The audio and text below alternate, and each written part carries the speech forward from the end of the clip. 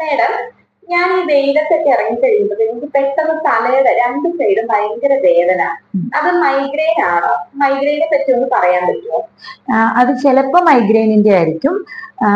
നമ്മുടെ തലച്ചോറുകളിലെ രക്തക്കൊള്ളികൾക്കുണ്ടാകുന്ന വികാസം മൂലം, അല്ലെന്നുണ്ടെങ്കിൽ നാഡികൾക്കുണ്ടാകുന്ന വ്യതിയാനം മൂലം ഒക്കെ ഉണ്ടാകുന്ന അതിശക്തമായിട്ടുള്ള തലവേദനയ്ക്കാണ് മൈഗ്രെയിൻ എന്ന് പറയുന്നത്. ശരിക്കും അഞ്ജുന് അങ്ങനത്തെ ഒരു വേദനയാണോ വരുന്നത്, അതോ എങ്ങനെയാണ് ആ ഒരു വേദനയുടെ ക്യാരക്ടർ? അതെ അതെ അതെ, ഉറങ്ങാൻ പറ്റുന്നില്ല. നമുക്ക് നമ്മളെ ടാബ്ലറ്റ് എടുത്താൽ തന്നെ നമുക്കത് കുറെ സമയത്തേക്ക് അകത്തിരുന്നിങ്ങനെ വീഴുന്നുണ്ട്. അപ്പൊ എനിക്കൊരു സംശയം, മൈഗ്രെയിൻ ആണോ, മൈഗ്രെയിൻ എങ്ങനെയാ വരുന്നത്, അതിനെ കുറിച്ചൊന്ന്. ശരിക്കും മൈഗ്രെയിന്റെ വേദന തലയുടെ ഏതെങ്കിലും ഒരു ഭാഗത്തായിരിക്കും വരുന്നത്. കൂടുതലും അങ്ങനെയാണ് പ്രസന്റ് ചെയ്യുന്നതെന്നുണ്ടെങ്കിലും ചില ആളുകൾക്ക് ഇത് രണ്ട് ഭാഗത്തായിട്ട് വരാം. വലതുവശത്തോ ഇടതുവശത്തോ വരുന്നതാണ് ഏറ്റവും കൂടുതൽ കാണുന്നത്.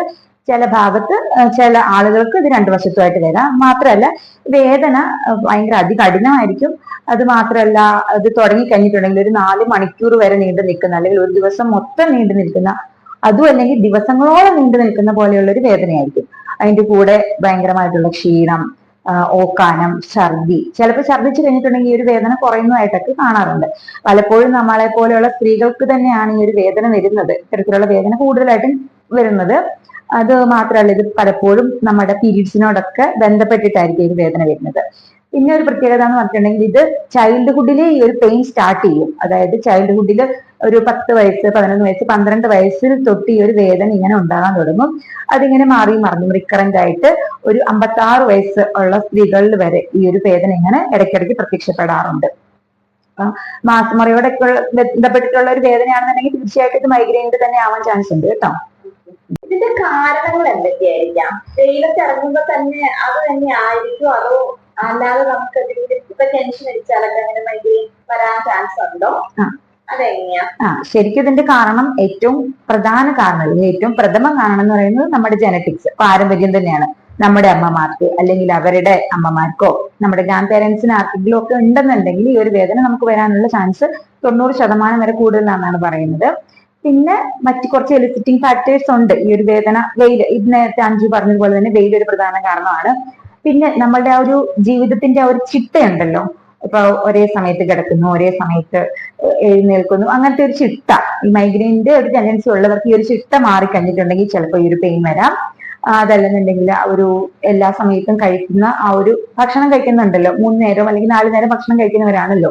അപ്പൊ ആ ഒരു സമയം എപ്പോഴെങ്കിലും മാറിപ്പോയിട്ടുണ്ടെങ്കിൽ, അല്ലെന്നുണ്ടെങ്കിൽ ഒരു നേരത്തെ ഭക്ഷണം സ്കിപ്പ് ചെയ്താല്, അല്ലെങ്കിൽ ഡെയിലി ചായയോ കാപ്പിയോ ഒക്കെ കുടിക്കുന്നവരാണെന്നുണ്ടെങ്കിൽ അത് ഏതെങ്കിലും ഒരു ദിവസം ഒന്ന് തെറ്റിപ്പോയാല് ഒക്കെ ഈ ഒരു വേദന. പിന്നെ നമ്മളുടെ ദിനചര്യകളുണ്ട്, ബാത്റൂമിൽ പോകുന്നത് അല്ലെങ്കിൽ മൂത്രം ഒഴിക്കുന്നത്, അതിനൊക്കെ ഒരു സമയം ചിലപ്പോൾ ഉണ്ടാവായിരിക്കും. അതിനൊക്കെ എന്തെങ്കിലുമൊക്കെ വ്യതിയാനം വന്നാലും ഈ ഒരു പെയിൻ പെട്ടെന്ന് കൂടുന്നതായിട്ട് കാണാറുണ്ട്. മാത്രമല്ല, പീരീഡ്സിനോട് ബന്ധപ്പെട്ടിട്ട്, പീരീഡ്സിന്റെ സമയം എന്ന് പറഞ്ഞിട്ടുണ്ടെങ്കിൽ സ്ത്രീകളുടെ ശരീരത്തിൽ ഒരുപാട് ഹോർമോണുകൾ ഉൽപ്പാദിപ്പിക്കപ്പെടും. അപ്പോൾ സ്ട്രെസ് ഹോർമോണുകൾ ആണ് കൂടുതലായിട്ട് ഉണ്ടാവുന്നത്. അതുകൊണ്ട് തന്നെ ഈ ഒരു സമയത്ത് ഈ രക്തക്കൊള്ളികൾക്കൊക്കെ ഇൻഫ്ലമേഷൻ ഉണ്ടാകാനും പെയിൻ വരാനും ഒക്കെ ഉള്ള ചാൻസ് കൂടുതലാണ്. മിക്കവാറും ആ ഒരു പീരീഡ്സിന്റെ ആയിട്ടൊക്കെ ഒന്ന് സ്റ്റാർട്ട് ചെയ്ത് ഒന്ന് നോർമൽ ആയി കഴിയുമ്പോൾ വേദന കുറയും.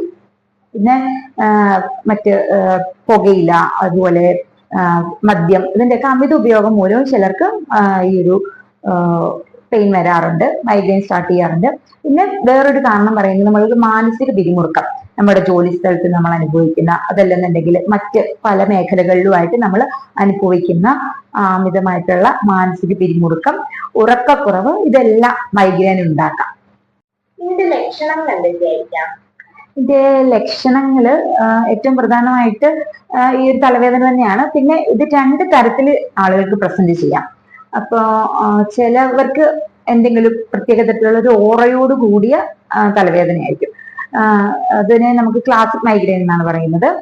അതായത് ഈ ഒരു തലവേദന വരുന്നതിന് ഏകദേശം ഒരു അരമണിക്കൂർ 1 മണിക്കൂർ മുമ്പൊക്കെ ചിലപ്പോ ഇവർക്ക് ഒരു കണ്ണിന്റെ കാഴ്ചക്കുറവ് വരാം, അല്ലെങ്കിൽ കണ്ണിന്റെ കാഴ്ച പെട്ടെന്ന് നഷ്ടപ്പെടുന്ന പോലെ തോന്നാം, അല്ലെങ്കിൽ കണ്ണിന്റെ മുമ്പിൽ എന്തെങ്കിലും ഒരു സാധനം, ഒരു ലൈൻ പോലെയോ അല്ലെന്നുണ്ടെങ്കിൽ ഒരു വെളിച്ചം പോലെയോ ഒക്കെ നിന്നിട്ട് അതിങ്ങനെ ഡാൻസ് ചെയ്യുന്ന പോലെ തോന്നാം.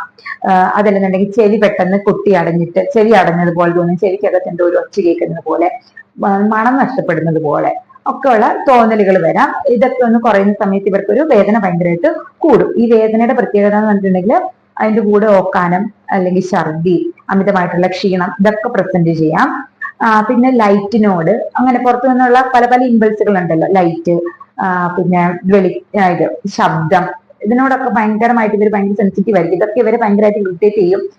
മൈഗ്രെയിൻ തുടങ്ങുന്ന സമയത്ത് തന്നെ ചിലരെ നോക്കിക്കഴിഞ്ഞിട്ടുണ്ടെങ്കിൽ നമുക്ക് കാണാം, അവരൊരു റൂമിൽ കയറി മുറി അടച്ച് അതിനകത്ത് തന്നെ എന്നെ ആരും ശല്യപ്പെടുത്തരുത് എന്ന് പറഞ്ഞിട്ട് കയറി ഇരിക്കുന്നതായിട്ടൊക്കെ കാണാം. പെട്ടെന്ന് അവർക്ക് ദേഷ്യം വരുന്നതായിട്ടൊക്കെ കാണാം നമ്മൾ അവരെ ശല്യപ്പെടുത്തി കഴിഞ്ഞിട്ടുണ്ടെങ്കിൽ. ഇതൊക്കെയാണ് ഇതിന്റെ പ്രധാന ലക്ഷണം. പിന്നെ ഈ ഒരു ഇങ്ങനത്തെ ഓറകളൊന്നും ഇല്ലാതെ വരുന്ന കോമൺ മൈഗ്രെയിൻ, അതിന് പ്രത്യേകം ഇതായിട്ടുള്ള ലക്ഷണങ്ങളൊന്നും മൈഗ്രെയിനിന് മുമ്പ് വരത്തില്ല. പെട്ടെന്ന് ഈ ഒരു വേദന തുടങ്ങി അത് ദിവസങ്ങളോളം നീണ്ടു നിൽക്കുക, അതിന്റെ കൂട്ടത്തിന്റെ ഒരു ഛർദി, ഓക്കാനം, പിന്നെ ഈ ഒരു പുറത്തുനിന്നുള്ള ഇമ്പൾസുകളോടുള്ള അമിതമായിട്ടുള്ള സെൻസിറ്റിവിറ്റി, ക്ഷീണം ഒക്കെ ആയിട്ടും ഇതൊന്ന് പ്രസന്റ് ചെയ്യാറുണ്ട്. ഇതിന്റെ ട്രീറ്റ്മെന്റ് എങ്ങനെയാണ്? ഹോമിയോയിലത്തെ മരുന്ന് ഇതിന് എഫക്റ്റ് ആണോ? ഹോമിയോയിൽ 100% എഫക്റ്റീവ് ആയിട്ട് ധാരാളം മരുന്നുകളുണ്ട്. നമുക്ക് അത് സെലക്ട് ചെയ്യുന്നത് എങ്ങനെയാണെന്ന് ചോദിച്ചാൽ നമ്മൾ ആ പേഷ്യന്റിനെ വിളിച്ചിരുത്തി അവരുടെ ഹിസ്റ്ററി മൊത്തം ചോദിച്ച് മനസ്സിലാക്കും. ഈ ഒരു പെയിനിന്റെ ക്യാരക്ടർ മനസ്സിലാക്കും. എപ്പോഴും മൈഗ്രെയിനിന്റെ പെയിൻ ഈ ഒരു മിടിക്കുന്ന തരത്തിലുള്ള പെയിൻ ആയിരിക്കും. അതാണ് എന്റെ ഏറ്റവും പ്രധാന സിംറ്റം. ഇങ്ങനെ തലയിൽ പൾസേറ്റിംഗ് പെയിൻ അല്ലെങ്കിൽ ത്രോബിംഗ് പെയിൻ എന്നൊക്കെ പറയും അതിന്. അങ്ങനെ ഒരു പെയിന്, പിന്നെ അതിന്റെ ഒരു മറ്റ് ക്യാരക്ടർ, വേദന, അതിശക്തമായിട്ടുള്ള വേദനകള് ദിവസങ്ങളോളം അല്ലെങ്കിൽ മണിക്കൂറുകളോളം നീണ്ടു നിൽക്കുന്നു, അതിന്റെ കൂട്ടത്തിൽ ഛർദി, ക്ഷീണം, ഇതൊക്കെ ഉണ്ടെന്നുണ്ടെങ്കിൽ അത് ഇതിന്റെ മൈഗ്രെയിൻ തന്നെയാണെന്നുള്ളത് നമുക്ക് മനസ്സിലാക്കാം. അതുകൊണ്ട് തന്നെ ഇതിന് നമുക്ക് ഈ ഒരു ക്യാരക്ടർ എല്ലാം മനസ്സിലാക്കി ആ പേഷ്യന്റിന് ഈ ഒരു പെയിൻ വരുന്നത് എപ്പോഴാണ്, അതിലേക്ക് ഇത് കുറയുന്നത് എപ്പോഴാണെന്നൊക്കെ എല്ലാം മനസ്സിലാക്കിയതിന് ശേഷം നമുക്ക് എഫക്റ്റീവായിട്ട് 100% എഫക്റ്റീവായിട്ടുള്ള മരുന്നുകൾ ഹോമിയോപ്പതിയിൽ കൊടുക്കാനുണ്ട്. അത് മാത്രമല്ല, അതോടൊപ്പം തന്നെ ഈ പേഷ്യന്റ് അവരുടെ ദിനചര്യകളിൽ അല്ലെങ്കിൽ ചിട്ടവട്ടങ്ങളിൽ ഒരു ക്രമം കൊണ്ടുവരേണ്ടത് തന്നെയാണ്. അതായത് ഡെയിലി ഒരേ സമയത്ത് കിടക്കുക, ഒരേ സമയത്ത് എഴുന്നേൽക്കുക, ഒരേ ടൈം ഉറങ്ങാൻ വേണ്ടിയിട്ട് ശ്രദ്ധിക്കുക. അപ്പൊ ആ ഒരു ഡ്യൂറേഷനും സെയിം ആയിരിക്കണം, കിടക്കുന്നത് എഴുന്നേക്കുന്ന ആ ഒരു ടൈമും എപ്പോഴും സെയിം ആയിരിക്കണം, അത് ശ്രദ്ധിക്കുക. പിന്നെ ഭക്ഷണത്തിന്റെ കാര്യത്തിൽ നമ്മൾ 3 നേരം ഭക്ഷണം കഴിക്കുന്നവരാണെങ്കിൽ ഒരേ സമയത്ത് ഒരുപോലെ ഭക്ഷണം കഴിക്കാനായിട്ട് ശ്രദ്ധിക്കുക. പിന്നെ ബോഡി ഹൈഡ്രേറ്റഡ് ആക്കി വെക്കേണ്ടതുണ്ട്. അപ്പോൾ ധാരാളം വെള്ളം കുടിക്കുക. പിന്നെ ഇതൊരു ഇൻഫ്ലമേഷൻ കൊണ്ടുവരുന്ന, രക്തക്കുഴലുകൾക്ക് ഒരു ഇൻഫ്ലമേഷൻ വരുന്നത് കൊണ്ട് ആണ് ഈ ഒരു പെയിൻ കൂടുതലായിട്ട് ഉണ്ടാകുന്നത്. അതുകൊണ്ട് തന്നെ ആന്റി ഇൻഫ്ലമേറ്ററി ആയിട്ടുള്ള ധാരാളം വസ്തുക്കളുണ്ട്. ഇഞ്ചി, കുരുമുളക്, അതല്ലെങ്കിൽ മഞ്ഞള്, ഇതൊക്കെ നമ്മുടെ ഒരു ഇൻഫ്ലമേഷൻ കുറയ്ക്കും, ശരീരത്തിലെ ആ ഒരു ഇൻഫ്ലമേഷൻ കുറയ്ക്കാനുണ്ട്. അപ്പൊ അതൊക്കെ ഭക്ഷണത്തിൽ കൂടുതലായിട്ട് ഉൾപ്പെടുത്തുക. പിന്നെ ധാരാളം പച്ചക്കറികളും പഴങ്ങളും ഒക്കെ കഴിക്കാൻ ശ്രദ്ധിക്കുക. പിന്നെ വെയിലത്ത് ഇറങ്ങാതിരിക്കാൻ ഞാൻ പറയും, പക്ഷെ ചിലത് ചോദിക്കും. അപ്പൊ 5 ഒക്കെ ആണെങ്കിൽ ചോദിക്കും, വെയിലത്ത് ഇറങ്ങാതെ എങ്ങനെയാ മാഡം, വെയിൽ കൊണ്ടാലല്ലേ നമുക്ക് ജോലിക്കൊക്കെ പോകേണ്ടവരല്ലേ, അല്ലെന്നുണ്ടെങ്കിൽ വെയിലത്ത് ഇറങ്ങി ജോലി ചെയ്യുന്നവരാണല്ലോ നമ്മളൊക്കെ എന്ന് ചോദിക്കും. അങ്ങനെയുള്ളവർക്ക് വളരെ എഫക്റ്റീവ് ആയിട്ടുള്ള മരുന്ന്, വെയിൽ കൊണ്ടിട്ടുണ്ടാകുന്ന പ്രശ്നങ്ങൾക്കുള്ള മരുന്ന് നമുക്ക് ഹോമിയോപ്പതിയിലുണ്ട്. അപ്പൊ നല്ലൊരു ഹോമിയോപ്പതി ഫിസിഷ്യനെ കണ്ടു കഴിഞ്ഞിട്ടുണ്ടെങ്കിൽ അതിനുള്ള മരുന്ന് നമുക്ക് മേടിക്കാം. പിന്നെ ഏറ്റവും പ്രധാനമായിട്ട് ചെയ്യേണ്ടത്, നമ്മൾ സ്ട്രെസ് ഉണ്ടാകാതെ നോക്കുക. മാനസികമായിട്ട് ഉള്ള സ്ട്രെസ്സുകളൊക്കെ ഒന്ന് കൺട്രോൾ ചെയ്യുക. അതിന് വേണ്ടിയിട്ട് നമുക്ക് ഒരു ലക്ഷത്തെ അതിന് വേണ്ടിയിട്ട് മാറ്റിവെക്കാം. ഡെയിലി കുറച്ച് സമയം നമ്മുടേതായിട്ടുള്ള സന്തോഷങ്ങൾക്ക് വേണ്ടിയിട്ട് മാറ്റിവെക്കാം.